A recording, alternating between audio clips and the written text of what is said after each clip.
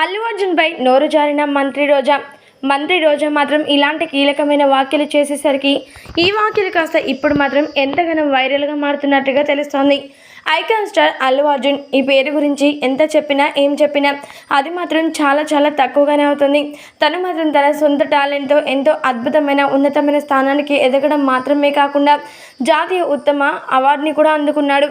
ఇక జాతీయ ఉత్తమ నటుడుగా అవార్డుని అందుకున్నటువంటి బన్నీ మాత్రం ఇప్పుడు ఏకంగా పాన్ ఇండియా సినిమాలు చేస్తూ చాలా హ్యాపీగా తన లైఫ్ని లీడ్ చేస్తూ వస్తున్నారు. అయితే అలాంటి బన్నీ మాత్రం ఏకంగా పవర్ స్టార్ పవన్ కళ్యాణ్ కోసం ఎంత దూరమైనా దిగడానికి సిద్ధంగా ఉన్నాను, ప్రచార రంగంలో సంసిద్ధంగా ఉన్నాను అంటూ చెప్పిన విషయం తెలిసిందే కదా.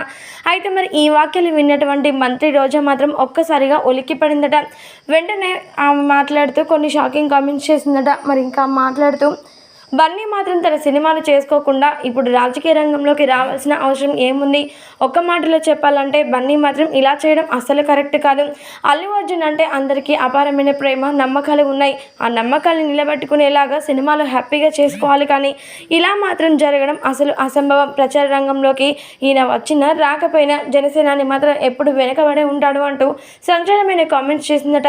మరి ఈ కామెంట్స్కి ఐకాన్ స్టార్ అల్లు అర్జున్ గారు ఎలా స్పందిస్తారు అనేది మాత్రం ఇంకాస్త తెలియాల్సి ఉంది.